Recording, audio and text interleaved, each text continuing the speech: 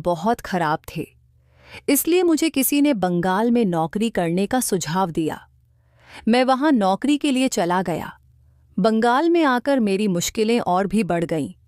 मुझे वहां आए हुए 6 महीने ही हुए थे। मैंने कभी अपनी जिंदगी में खुशियां लाने की कोशिश नहीं की थी। ना ही मैंने कभी किसी लड़की की तरफ नजर उठाकर देखा और ना ही कभी नौकरी करने की कोशिश की थी। लेकिन जब यहाँ कुछ दिन बीत गए तो मेरी जिंदगी में कुछ बदलाव आया। एक बंगाली लड़की ने मुझे पसंद कर लिया था। वह उम्र में मुझसे बहुत छोटी थी, जवान और खूबसूरत थी। उसने मुझसे कहा कि वह मुझसे शादी करना चाहती है। मैं जहां नौकरी करता था वहीं वह भी नौकरी करती थी।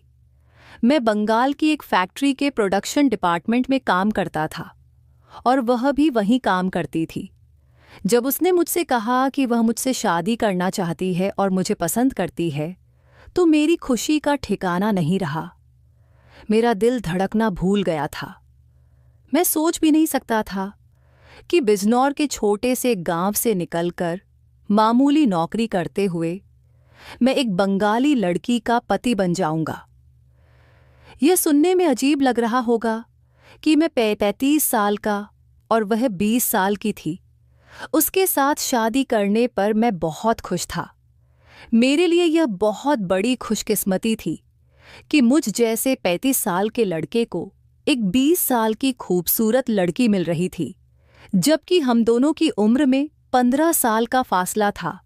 आखिर उसने मेरे अंदर ऐसी क्या खूबी देखी जो मुझे पसंद कर लिया था। मेरे लिए यह मेरी जिंदगी की सबसे बड़ी खुशखबरी थी, क्योंकि मुझे गांव में कोई रिश्ता नहीं दे रहा था। लोगों का कहना था कि आशीष बहुत बिजी हो गया है, उसके पास न तो समय है न ही इतना पैसा कि हम उसे अपनी बेटी दे सकें। अब उसकी उम्र भी ज्यादा हो चुकी है। ऐसे में इतनी कम उम्र की लड़की मिलना बहुत बड़ी बात थी। वह इतनी हसीन थी कि मैं उसके साथ अपनी पूरी जिंदगी बिता सकता था। जब मैंने अपने माता पिता को यह बात बताई तो वे पहले तो खुश हो गए, मगर फिर मेरी माँ की आंखों में आंसू आ गए। मैंने कॉल पर अपनी माँ से पूछा कि क्या हुआ है। मामा ने कहा, आशीष बेटा, क्या तुम्हें लगता है कि वह बंगाली लड़की तुम्हें हमारे पास आने देगी? ऐसा बिल्कुल नहीं होगा। अब तुम बंगाल के ही होकर रह जाओगे। माँ की बातों ने मुझे सोचने पर मजबूर कर दिया। वह कह रही थीं कि मुझे इतनी कम उम्र की लड़की मिल रही है, जो यकीनन गांव की लड़कियों से ज्यादा खूबसूरत होगी। वही मेरा ख्याल भी रखेगी, क्योंकि मैं उससे उम्र में बड़ा हूं और उसने मुझे अपनी मर्जी से पसंद किया है।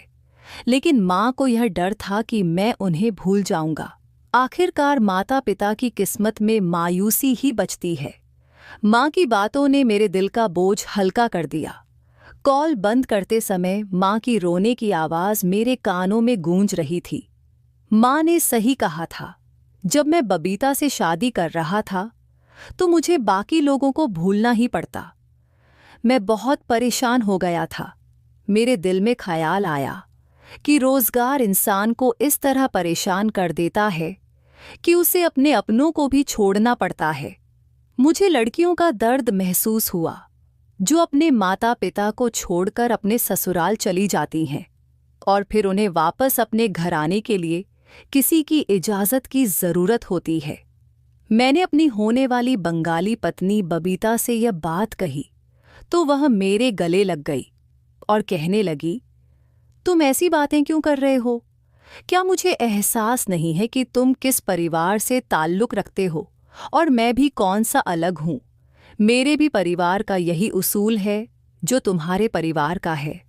मुझे खुशी है कि तुम इतने जज्बाती हो रहे हो। इसका मतलब यही है कि तुम भविष्य में मुझसे बेपनाह मोहब्बत करोगे। तुम मुझसे इतना प्यार करोगे कि मैं सारी जिंदगी खुश रहूंगी। जो लड़का अपने माता पिता की इज्जत करता है वही असली मर्द होता है, जो अपनी पत्नी को भी वह मोहब्बत दे सकता है जो उसे चाहिए। मेरी पत्नी की इस नरम दिली को देखकर मैं बहुत खुश हुआ। मैंने उससे पूछा, क्या तुम मेरे माता पिता के पास जाने की इजाज़त दे रही हो? तुम्हें पता है ना कि तुमने मुझसे कहा था कि तुम शादी के बाद यहीं पर रहना चाहती हो।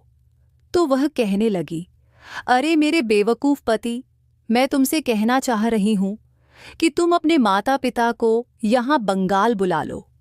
वैसे भी वे घर पर रहकर क्या करेंगे? तुम उनके इकलौते बेटे हो, अब वे वहाँ अकेले रह गए हैं। तुम चाहो तो उन्हें यहाँ पर बुला सकते हो। तुम ही कहते हो कि तुम्हारे रिश्तेदार अच्छे नहीं हैं और ना ही उनका व्यवहार तुम्हारी फैमिली के साथ अच्छा है, तो वहाँ पर अकेले रहकर तुम्हारे पेरेंट्स क्या करेंगे? तुम उन्हें यहाँ पर बुला लो और हम उनकी मौजूदगी में यहाँ पर शादी कर लेंगे। बबीता की बातें मुझे बहुत अच्छी लगीं। मैंने अपने पेरेंट्स को यह गुड न्यूज़ सुना दी। मेरे पेरेंट्स के आने जाने का सारा खर्चा बबीता ने उठाया। उसके पास पैसों की कमी नहीं थी, क्योंकि वह मुझसे पहले से ही फैक्ट्री में काम कर रही थी। वह 18 साल की उम्र से ही इस फैक्ट्री में काम कर रही थी और मुझे तो वहाँ आए सिर्फ 6 महीने ही हुए थे, इसलिए मेरी सैलरी उससे कम थी। शायद बबीता को ऐसा मर्द चाहिए था जो उसके साथ चलता हुआ अच्छा लगे। मेरी उम्र 35 साल थी, लेकिन मेरी हाइट और हेल्थ कम थी, इसलिए मैं भी कम उम्र का ही लगता था। मैं कोई बड़ा आदमी नहीं, बल्कि कम उम्र का लड़का ही लगता था। गांव के लोग अपनी बेटियों को मुझे नहीं देना चाहते थे। अब मेरे पास एक ऐसी लड़की थी जो मुझे पसंद करती थी और मुझ पर जान छिड़कती थी। मैंने अपने पेरेंट्स को 1 हफ्ते के अंदर ही बंगाल बुला लिया। यह सब देखकर हमारे रिश्तेदार भी हैरान रह गए कि आशीष की किस्मत जाग गई है। उसने बंगाली लड़की से शादी कर अपने माता पिता को भी वहीं पर बुला लिया। मेरे पेरेंट्स यहाँ पर आए और उनकी मौजूदगी में हमारी शादी हो गई। शादी वाले दिन मैं बहुत खुश था। मुझे यकीन नहीं हो रहा था कि यह सब कुछ हकीकत में हो रहा है या कोई सपना। मेरी पत्नी ने मुझसे कहा कि वह मुझसे सिर्फ प्यार और इज्जत चाहती है। रात के 2 बज रहे थे और वह मेरे सामने बैठी हुई थी। वह बहुत खूबसूरत लग रही थी, किसी खूबसूरत गुड़िया की तरह। ऐसा लग रहा था जैसे कोई मासूम परी मेरे सामने बैठी हुई है। मैं भी बहुत स्मार्ट लग रहा था और महंगे कपड़े पहने हुए था, लेकिन मैं अनपढ़ ही था। मेरे अनपढ़ होने का सबूत यह था कि मैंने अपनी पत्नी के लिए जो गिफ्ट लिया था, उसे मैंने सिर्फ एक छोटी सी थैली में रख लिया था। न उसे बॉक्स में रखा और ना ही उसे पैक करवाया, जबकि मेरे पास एक थैली में अलग से पैसे भी पड़े हुए थे, जो मैं आज सुबह ही लेकर आया था। यह भूल गया था कि मेरी पत्नी को चॉकलेट पसंद है। उसे चॉकलेट और टेडी बेयर से प्यार है, जबकि मैं उसके लिए पैसे लेकर आया था और मैंने एक छोटा सा आर्टिफिशियल सेट भी उसके लिए ले लिया था। वैसे भी हम जैसे लोगों की फितरत कहीं भी जाकर नहीं बदलती। मैंने भी बिना सोचे पैसे अपने पास इसलिए रखे थे कि वह जो चाहेगी अपने लिए ले आएगी। यह भूल गया था कि उसके पास पहले से ही बहुत सारे पैसे हैं। मेरी पत्नी के हाथ में पहले से ही एक छोटा सा बॉक्स मौजूद था। शायद वह भी मुझे कोई गिफ्ट देना चाहती थी। जब मैंने उसके हाथ में वह गिफ्ट देखा तो अपने पैसे देने का इरादा बदल लिया। सोचा कि उसे पैसे नहीं दूंगा, लेकिन वह मेरे हाथों में थैली देख चुकी थी, जिसमें से एक में ज्वेलरी सेट था और दूसरे में पैसे थे। उसने मुझसे पूछा, आशीष इसमें क्या है? तो मैंने उसे बता दिया कि यह मैं तुम्हें देने वाला था। मैंने ज्वेलरी सेट तो उसे दे दिया, उसे पसंद आया, लेकिन दूसरी वाली थैली के बारे में मैंने कहा कि इसे तुम कहीं रख दो, यह मेरा रोज का जेब खर्च है। बबीता कहने लगी, मुझे तो लगा था कि तुम मेरे लिए कोई स्पेशल गिफ्ट लेकर आए हो। वह ज्वेलरी सेट भी मामूली सा ही था। उसे अच्छा तो लगा था, लेकिन वह उसे देखकर ज्यादा खुश नहीं हुई थी। मैंने उससे कहा, माफ करना बबीता, मैं अपने पेरेंट्स की वजह से शायद सब कुछ भूल गया था कि मुझे तुम्हें कोई स्पेशल सरप्राइज देना है, लेकिन मैं तुम्हें कल इससे भी अच्छा गिफ्ट कर दूंगा जो तुम्हें बहुत पसंद आएगा। मैंने चिकनी चिकनी बातों में उसे मना लिया और उसकी नाराजगी भी दूर हो गई थी। वह सब कुछ भूलकर मेरे गिफ्ट के बारे में सोचने लगी। मैंने गद्दे के नीचे हाथ बढ़ाया और उससे कहा कि मैं ये सारे पैसे गद्दे के नीचे रख रहा हूं। तब उसका चेहरा उतर गया। ऐसा लग रहा था जैसे वह नहीं चाहती थी कि मैं गद्दे के नीचे सामान रखूं। वह शायद मुझे अपने पास नहीं आने देगी। इस शादी का कोई मकसद होगा जैसे उसने शादी की, वरना मेरे बढ़ाने पर वह मुझे इतनी अजीब नज़रों से नहीं देखती। मेरे दिल में हजारों सवाल आ रहे थे। बबीता कहने लगी, ये तुम क्या कर रहे हो? गद्दे के नीचे क्यों रख रहे हो? उसने मुस्कुराकर मुझसे पूछा। मैंने कहा, तो फिर कहाँ रखूं? तो वह कहने लगी, लव में, अपनी अलमारी में रख देती हूं। उसने मुस्कुराकर जवाब दिया और अपनी अलमारी खोलकर उसमें रख दिया। मैं कब सो गया मुझे पता ही नहीं चला। सच पूछो तो मुझे याद ही नहीं कि मैं कब सो गया। जब मैं सुबह उठा तो मेरी पत्नी मेरे सामने बैठी हुई थी और मुस्कुराते हुए मुझे देख रही थी और कहने लगी, जल्दी उठो आशीष, बहुत देर हो रही है और हमें फैक्ट्री भी जाना है। सब लोग हमारा वहाँ इंतज़ार कर रहे होंगे और तुम्हारे पेरेंट्स भी यही सोचेंगे कि मैंने उनके बेटे को कौन से छीन लिया। तो चलो जल्दी उठाओ, पहले ही बहुत देर हो गई है। उसने यह कहकर गद्दे के चारों तरफ के कोनों को अच्छी तरह दबा दिया। मैं वॉशरूम में चला गया। मुझे अपनी पत्नी बबीता का बर्ताव बहुत ही अजीब लग रहा था। ऐसा लग रहा था जैसे वह मुझसे कुछ छुपाने की कोशिश कर रही है। मैं वॉशरूम से वापस आया तो वह बेड पर ही बैठी हुई थी। जैसे ही मेरी नज़र उस पर पड़ी तो वह चौंक कर बेड पर लंबी लंबी लेट गई। ऐसा लग रहा था जैसे वह अपनी चोरी पकड़े जाने के डर से मुझसे कुछ छुपा रही है। मैंने उससे पूछा, बबीता, क्या है इन गद्दों के नीचे? तो बबीता कहने लगी, गद्दों के नीचे तो कुछ भी नहीं है। मैं आपसे क्या छुपाऊंगी? मैं गद्दे के नीचे कोई गलत चीज़ क्यों रखूंगी? या फिर मेरे पास कोई खजाना है जो मैं गद्दे के नीचे दबाकर रखूंगी? जैसे ही मैं पीछे मुड़ा और तैयार होने लगा तो अचानक वह खड़ी हो गई और जल्दी से गद्दे के नीचे से कुछ निकाला और उसे अलमारी में रखकर ताला लगा दिया। अब मुझे शक होने लगा कि अगर बबीता मुझसे कुछ नहीं छुपा रही है तो फिर उसने अलमारी में क्या रखा है और ताला क्यों लगाया है। यह बात मेरे दिमाग में घूम रही थी। हम लोग एक साथ घर से निकल गए और फैक्ट्री में जाकर काम करने में बिजी हो गए। रात कैसे हो गई पता ही नहीं चला। दिन भर हमने अपनी फैक्ट्री में काम किया था और फिर रात के 8 बजे हम लोग अपने पेरेंट्स के पास गए थे। वह भी हमें देखकर बहुत खुश हो गए थे। मेरी पत्नी ने अपने किसी जानने वाले से एक छोटा सा घर किराए पर ले लिया था जिसमें मेरे माता पिता ठहरे हुए थे, क्योंकि वह हमारे साथ उस घर में नहीं रह सकते थे। जिस घर में हम रहते थे वह मेरी पत्नी का घर था और वह भी बहुत छोटा था। उसमें सिर्फ एक कमरा और छोटा सा गन था। अगले दिन मैं किसी काम से घर से बाहर निकला तो रास्ते में मुझे मेरा बिजनौर में रहने वाला एक दोस्त मिल गया था। बंगाल में किसी काम से आया हुआ था। मैं जब उससे मिला तो मैंने उससे उसके हाल पूछे और वह भी मुझसे बातचीत करने लगा। उसने शादी के बारे में पूछा। हम दोनों बैठकर एक चाय की दुकान पर बात करने लगे। वह मुझसे अजीबोगरीब बातें पूछने लगा और शादी वाली रात के बारे में मजाक और बातचीत शुरू कर दी। मैंने उसे सख्ती से मना कर दिया कि मैं ऐसी बातें हंसी मजाक के लिए नहीं करना चाहता।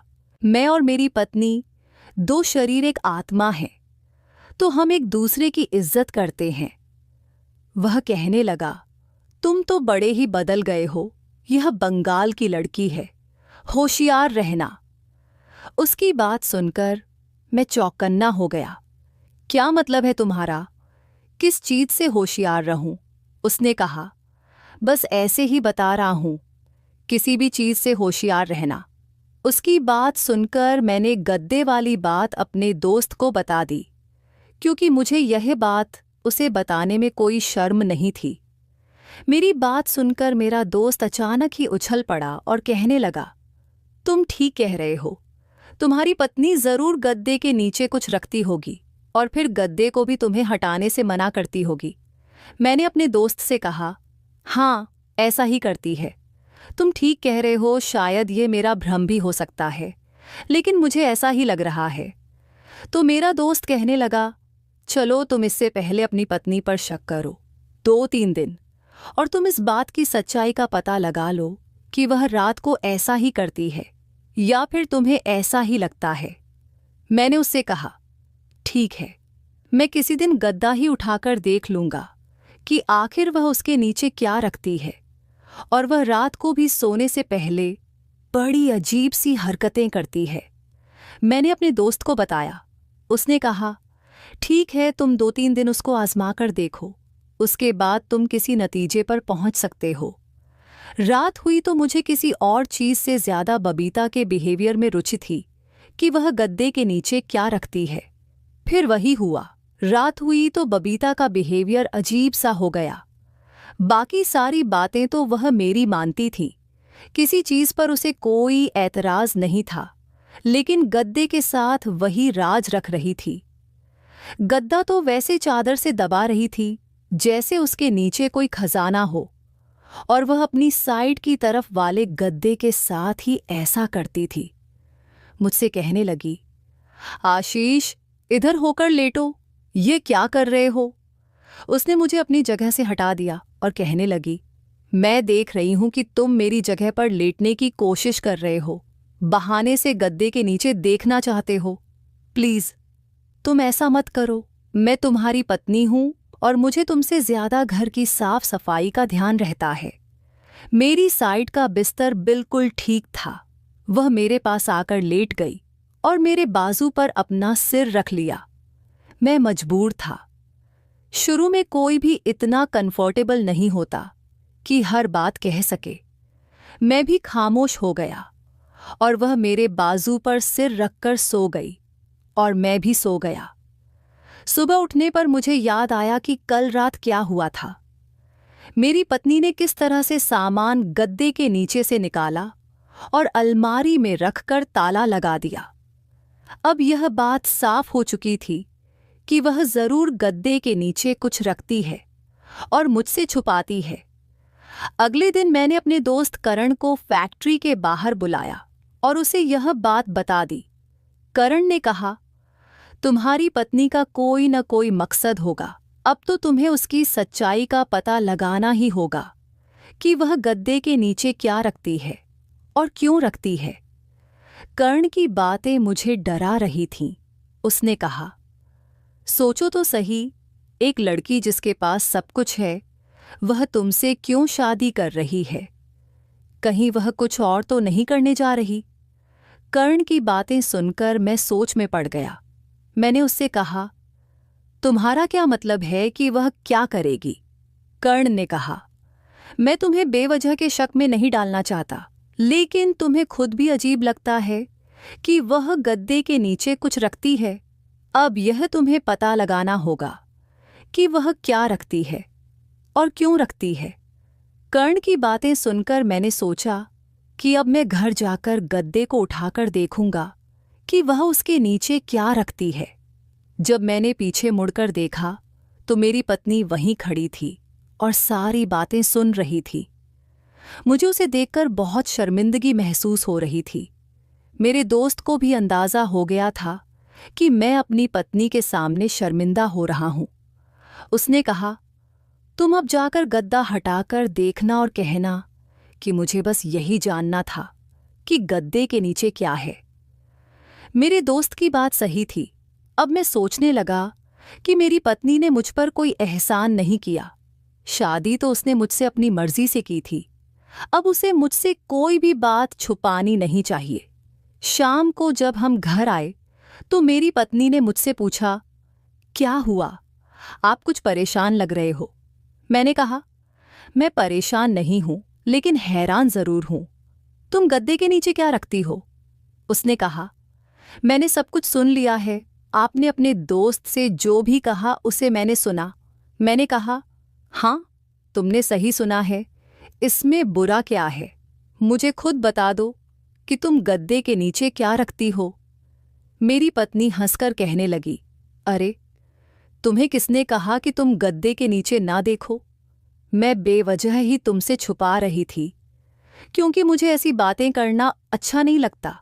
तुम खुद देख लो कि गद्दे के नीचे क्या है। उसने गद्दे को उठाया और जमीन पर रख दिया। गद्दे के नीचे कुछ भी नहीं था। मैंने कहा, हाँ, मगर तुम रात को जरूर कुछ रखती हो। वह कहने लगी, आशीष, मैं झूठ नहीं बोलती। अगर गद्दे के नीचे कुछ रखूंगी तो तुम्हें क्यों नहीं बताऊंगी। अगली बार जब मैं रखूंगी तो तुम खुद ही देख लेना और उसी समय मुझसे पूछ लेना कि मैं क्या रखती हूं और क्यों रखती हूं। मैंने कहा, चलो अच्छा है, उम्मीद है कि तुम मुझसे कुछ नहीं छुपाओगी। कुछ दिन बाद हमारी शादी का 1 महीना पूरा हो गया। मुझे कमरे में आते ही नींद आ जाती थी और सुबह उठने पर याद भी नहीं रहता था कि रात कैसे गुजरी। अब मुझे परेशानी होने लगी थी। मुझे पता लगाना था कि मेरे साथ क्या हो रहा है। मैंने सोचा कि शायद मेरी पत्नी मुझे चाय में कुछ मिलाकर दे रही होगी या मेरे साथ कुछ ऐसा कर रही है जिससे मुझे नींद आ जाती है। मैंने बहुत कोशिश की लेकिन नाकाम रहा। मैं सारा दिन सावधान रहता कि अपनी पत्नी के हाथ से कुछ भी न खाऊं न पीऊं। एक दिन तो ऐसा हुआ कि मैं बाजार से खाना लेकर आया और हम दोनों ने वही खाना खाया। उस दिन भी जब मैं घर के अंदर दाखिल हुआ तो मुझे आते ही नींद आने लगी। लेकिन अच्छी बात यह हुई कि उस दिन मेरी सुबह 6 बजे ही आंख खुल गई। सुबह जब मैं उठता था तो मुझे अच्छा महसूस होता था। फिर रात की किसी भी बात के बारे में सोच ही नहीं पाता था। मैं ज्यादा से ज्यादा अपने काम पर ध्यान देता और मेरी पत्नी भी ऐसी ही थी। वह मेरे साथ फैक्ट्री जाती और अपने काम में दिन भर बिजी रहती। रात को घर आते ही वह हम दोनों के लिए खाना बनाती।